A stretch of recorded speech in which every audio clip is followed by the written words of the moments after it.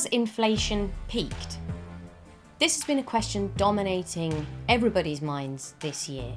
Now, it depends, of course, which country you're in, because in the US, it's certainly easing off considerably, whereas, of course, in the UK, as the Prime Minister is very clearly aware, it's still pretty sticky. Rishi Sunak, of course, made halving inflation one of his key pledges for the year. Now, in the UK, it's skewed somewhat because part of this is to do with the energy price cap. That only resets every quarter, which means you get these real lumps and bumps due to the month versus the month last year, when it depended where that energy price cap was set. But there is no doubt there are more inflationary tendencies within the UK economy than elsewhere. Now, for the US, a large part of why they have managed to continue to see some growth and strong labour market data, even as there have been a huge amount of interest rate increases, it's because of migration. There have been huge immigration into the US, 1 million added to the labour market, and they're all coming and getting jobs.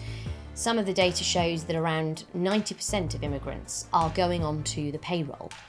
So that really helps to ameliorate the inflationary tendencies of the economy because it makes things more productive. But really, the real question that we all need to address, it's not about whether inflation has peaked, it's about how inflation will be significantly higher than it was pre-pandemic, settling around 4% rather than just under 2%. And that's because the global economy is far more inefficient now than it was before the pandemic. We have redrawn supply chains. People are living and working completely differently. That means all of our habits have changed.